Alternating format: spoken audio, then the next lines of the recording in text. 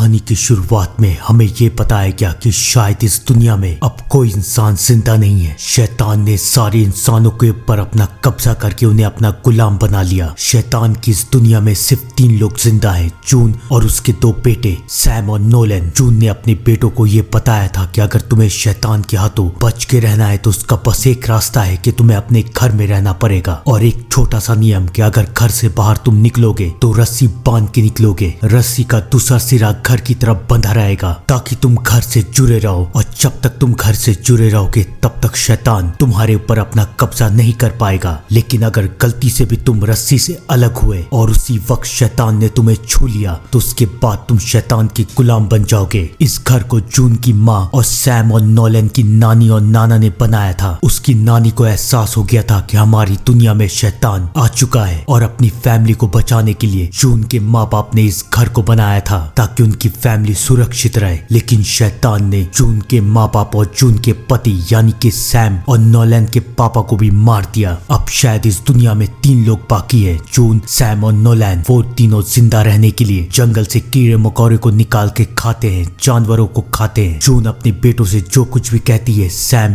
जून की सारी बातें मानता है, लेकिन नोलन को ऐसा लगता है कि शैतान वैतान कुछ नहीं होता, ये सब बस जून का वहम है। एक दिन शिकार करते वक्त नोलन को एक अंडा दिखता है, लेकिन वो अंडे को ले नहीं पाता क्योंकि रस्सी बहुत छोटी पड़ गई है। वो सोचता है कि मैं रस्सी खोल के अंडे को उठा लेता हूँ, लेकिन उसी वक्त उसका भाई सैम वहाँ आ जाता है। सैम नोलन को ये सब करने से रोकता है, और उसके बाद नोलन को बहुत गुस्सा आ रहा है कि सैम भी सिर्फ माँ का ही साथ देता है। नोलन गुस्से के मारे सैम की रस्सी पे पैर रख देता है और सैम गिर जाता है, यहाँ तक कि उसकी रस्सी भी टूट जाती है। ये देख के नोलन भी बहुत डर जाता है। वो सीटी बजा के अपनी माँ को बुला रहा है। सीटी की आवाज सुन के जून को पता चल जाता है कि उसके बेटे खतरे में है। वो अपने बेटों की तरफ भाग के जाती है। वो देखती है कि एक शैतान औरत उनके बेटों की तरफ बढ़ रही है। वो अपने बेटे के पास जाती है और अपने दोनों बेटों को रस्सी से बांध देती है। वो औरत जून और उसके बेटे के पास आ चुकी है, लेकिन वो उसे कुछ नहीं कर सकती क्योंकि तीनों रस्सी से बंधे हुए हैं। जून तो उस औरत को देख पा रही है, लेकिन सैम या नोलन उन दोनों में से किसी को भी ये औरत दिखाई नहीं दे रही। जून अपने बेटे को बचा के घर के अंदर ले जाती है और फिर वो उनसे पूछती है कि क्या शैतान ने तुम लोगों को छुआ था। नोलन कहता है नहीं। तो जून उन दोनों को कहती है कि लकड़ी छुओ और प्रेयर करो, तभी मुझे यकीन होगा कि शैतान ने तुम्हें छुआ नहीं है और तुम भी इंसान हो।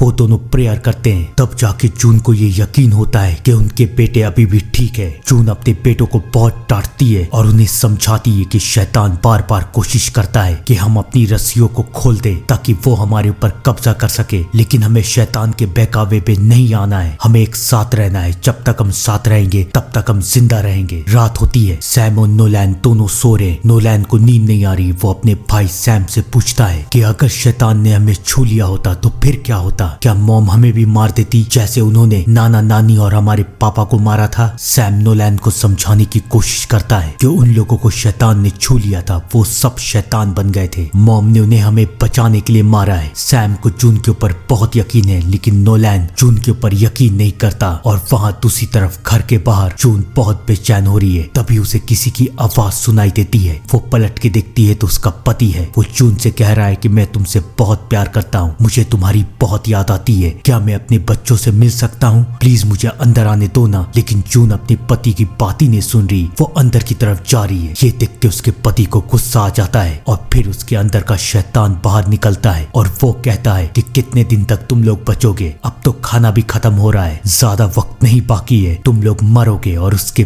बाद मैं तुम तीनों को खाऊंगा। जून ये सब सुन के बहुत डर रही है। हमें अब तक ये समझ में नहीं आ रहा कि ये जून के दिमाग का वहम है या सच में इस दुनिया में कोई शैतान है। ये सब जानने के लिए कहानी को आखिर तक जरूर देखिएगा। उस शैतान की कही गई बात सच हो रही थी। अब इस जंगल में ना जानवर बाकी थे, ना ही कीड़े मकोड़े। धीरे धीरे करके वक्त बीतता जा रहा था और उनके पास अब खाने को कुछ नहीं बचा। ये बात जून समझ रही थी कि अब धीरे धीरे वो भूख से मरेंगे। एक दिन वो अपने बेटों को बैठाती है और उन्हें अपना कैमरा दिखाती है। नोलन और सैम कभी भी इस जंगल से और इस घर से बाहर नहीं गए थे। उन्हें तो पता भी नहीं है कि कैमरा होता क्या है। जून उन्हें कैमरा दिखाती है और कहती है कि इस कैमरे में एक रील बाकी है, इससे तुम एक फोटो खींच सकते हो, तो जब कोई ऐसा मौका है तो हम ये फोटो जरूर खींचेंगे। जून अपने बेटों को बहला रही है, लेकिन उसके बाद जून अपने बेटों को ये कहती है कि अब हमारे पास खाना खत्म हो चुका है और हम बहुत जल्द मर जाएंगे। अगर हमें जिंदा रहना है तो हमारे पास बस एक ही चारा है कि हम हमारे पालतू कुत्ते कोडा को मार के खा जाए। नोलैन अपने पालतू कुत्ते कोडा से बहुत प्यार करता था। वो इस बात के लिए नहीं मानता, वो बहुत रो रहा है, लेकिन सैम अपनी माँ का साथ देता है। जून ये फैसला कर लेती है कि वो कोडा को मारेगी। वो कोडा को लेके कॉटेज की तरफ जाती है। जून को भी बहुत रोना आ रहा है। वो भी कोडा से बहुत प्यार करती थी, लेकिन क्या करे, जिंदा रहने के लिए उसे कोडा को मारना ही पड़ेगा। लेकिन तभी जून ये देखती है कि वहाँ पर नोलैन आ चुका है और नोलैन जून की रस्सी को काट देता है और जून को ये कहता है कि कोई शैतान नहीं होता, आपको इस बात पे यकीन करना पड़ेगा, तभी आप हम लोगों को लेके इस जंगल से बाहर निकलोगी। नोलैन अपनी माँ की रस्सी काट के उसे कॉटेज में बंद कर देता है। जून चिल्ला रही है कि नोलैन ऐसा मत करो, शैतान ने अगर मुझे छू लिया तो वो मेरे जरिए घर में घुस जाएगा और तुम दोनों को मार देगा। लेकिन नोलैन तो कुछ सुनने को तैयार ही नहीं है। तभी वहाँ सैम आता है। सैम अपनी माँ की मदद करना चाहता है, लेकिन नोलैन उसे भी रोक रहा है। और वहाँ कॉटेज के अंदर जून के सामने अचानक वो शैतान आता है और वो कहता है कि आखिरकार तुम फंस गई ना, तुम आ गई ना वहाँ पर जहाँ मैं चाहता था। अब तुम कैसे बचोगी? पहले मैं तुम पे कब्जा करूंगा और उसके बाद तुम्हारे जरिए तुम्हारे बेटों को मारूंगा। जून समझ जाती है कि उसके बेटों की जान खतरे में है, लेकिन अब वो कुछ भी करके अपने बेटों को बचाएगी। इससे पहले शैतान उसे छू पाता, जून अपने आप को मार देती है। जून को मरता हुआ देख के नोलैन और सैम दोनों अंदर की तरफ जाते हैं, लेकिन अब बहुत देर हो चुकी है। उनकी माँ उन्हें छोड़ के जा चुकी है। अब वो शैतानों के बीच में अकेले हैं। उसकी माँ के जाने का सदमा सैम को इस तरह था कि सैम बीमार पड़ गया। अब तो वो खाना भी नहीं खा रहा था और उनके पास खाना बचा भी नहीं था। नोलैन अपनी भाई को खाना खिलाने के लिए जंगल की तरफ भटक रहा है। एक दिन वो जंगल से बाहर निकल जाता है और सड़क में उसे एक आदमी दिखता है। वो मदद के लिए चिल्लाता है, लेकिन सामने से कोई जवाब नहीं आता। नोलैन अपने घर की तरफ लौटता है और तब वो ये देखता है कि वहाँ पर एक आदमी आया है। वो कहता है कि मेरा नाम कोल है, मैं यहाँ घूमने के लिए आया हूँ, मेरे पास खाने का सामान है। लेकिन इससे पहले नोलैन उससे बात कर पाता, वहाँ सैम आ जाता है। सैम को यकीन है कि वो कोई इंसान नहीं बल्कि शैतान है और ये हमें बहकाने आया है। नोलैन सैम को समझाने की कोशिश करता है, लेकिन सैम उस इंसान को तीर मार देता है। तीर लगने के बाद वो इंसान जंगल की तरफ भागता है और नोलैन भी उसके पीछे जाता है, क्योंकि उसके बैग में खाने का सामान था। वो आदमी तो मर जाता है, लेकिन नोलैन उसके बैग को लेके घर की तरफ आ जाता है। उसमें काफी सारा खाने का सामान है। नोलैन ये सब सैम को दिखाता है, लेकिन सैम अपने भाई को समझाता है कि शैतान तुम्हें बहका रहा है। नोलैन कुछ नहीं सुनता, वो खाना खा लेता है। रात होती है। अब सैम को भी बहुत भूख लग रही है। वो भी उस इंसान के बैग की तरफ जाता है और जो खाना मिलता है वो खा रहा है। अचानक उसका ध्यान उस इंसान के पर्स में जाता है, जिसमें उस इंसान की और उसकी बेटी की फोटो है। उस फोटो को देख के उसे यकीन हो जाता है कि शायद वो शैतान नहीं था, वो इंसान था और शायद इस जंगल के बाहर एक दुनिया है जहाँ पर इंसान रहते हैं। उसे समझ में नहीं आ रहा कि वो क्या करे। तभी उसे कॉटेज से कुछ आवाजें आती है। वो कॉटेज की तरफ जाता है तो उसे उसकी माँ की परछाई दिखती है। वो कॉटेज के अंदर जाता है, तभी उसे वहाँ पर एक बच्ची दिखती है। वो उसी इंसान कोल की बेटी है। वो अपने पापा को ढूंढते हुए यहाँ तक पहुंची है। वो सैम को देख के डर रही है और वो सैम को देख के जंगल की तरफ भाग जाती है। सैम को पूरा यकीन हो चुका था कि वो इंसान है और सैम उसे बचाना चाहता था। वो उसके पीछे जंगल की तरफ जाता है, लेकिन उसकी रस्सी उलझ जाती है। सैम को समझ में नहीं आ रहा कि वो क्या करे, क्योंकि वो उस जंगल में उस बच्ची को अकेले नहीं छोड़ सकता। सैम अपनी रस्सी को खोल देता है और ये उसकी जिंदगी की बहुत बड़ी गलती थी, क्योंकि वो बच्ची कोई बच्ची नहीं बल्कि एक शैतान थी। और वो शैतान फाइनली सैम को छू लेता है और वो अब सैम के शरीर पे अपना कब्जा कर लेता है। एक तरफ जहाँ पर शैतान के कब्जे में सैम आ चुका था, वहीं दूसरी तरफ घर में नोलैन की आंख खुलती है। नोलैन ये देखता है कि उसका भाई सैम यहाँ पर नहीं है। वो जंगल की तरफ भागता है, तब वो देखता है कि उसका भाई एक कार की तरफ खड़ा है और वो समझ जाता है कि शैतान ने उसके भाई के ऊपर कब्जा कर लिया है। उसका भाई उसकी रस्सी भी काट देता है, लेकिन नोलैन किसी तरह अपनी जान बचा के घर की तरफ भागता है। लेकिन अब बहुत देर हो चुकी है, क्योंकि सैम के अंदर वो शैतान पूरी तरीके से घुस चुका है। वो शैतान नोलैन को मारने की कोशिश करता है, लेकिन नोलैन किसी तरह से अपने आप को बचाने में कामयाब हो रहा है। अब सैम नोलैन को एक कमरे में बंद कर देता है और पूरे घर में आग लगा देता है। अब सुबह हो चुकी है, पूरे घर में आग लग रही है। नोलैन अंदर की तरफ है और सैम बाहर है। सैम के चेहरे पे एक शैतानी मुस्कुराहट है। सैम अपनी माँ का कैमरा निकालता है और अपनी और जलती हुए घर की तस्वीरें खींचता है और वहाँ घर के अंदर वो शैतान अब नोलैन और सैम की माँ जून का रूप लेके नोलैन के सामने आया है। लेकिन नोलैन ये समझ जाता है कि उसे शैतान को मारना पड़ेगा। वो शैतान को लेके बेसमेंट में बंद हो जाता है और उसे ऐसा लगता है कि शायद उसने उस शैतान को मार दिया। थोड़ी देर के बाद नोलैन की आंख खुलती है और नोलैन ये देखता है कि काफी सारे इंसान वहां पर आ चुके हैं। वो एक रेस्क्यू टीम है जो कि नोलैन को वहां से बचा के ले जा रहे हैं। सिर्फ नोलैन को ही नहीं बल्कि उसके भाई सैम को भी। शायद इस दुनिया में अभी भी इंसान बाकी है। नोलैन बहुत खुश हो रहा है। वो अपने भाई को कहता है कि अब हम आजाद हैं, हम बच गए। नोलैन की बातें सुन के सैम हंस रहा है और कहानी हमें उसी फोटो की तरफ लेके जाती है जिस फोटो को सैम ने खींचा था और हमें दिखाया जाता है कि सैम के कंधे पे एक शैतान का हाथ है, यानी कि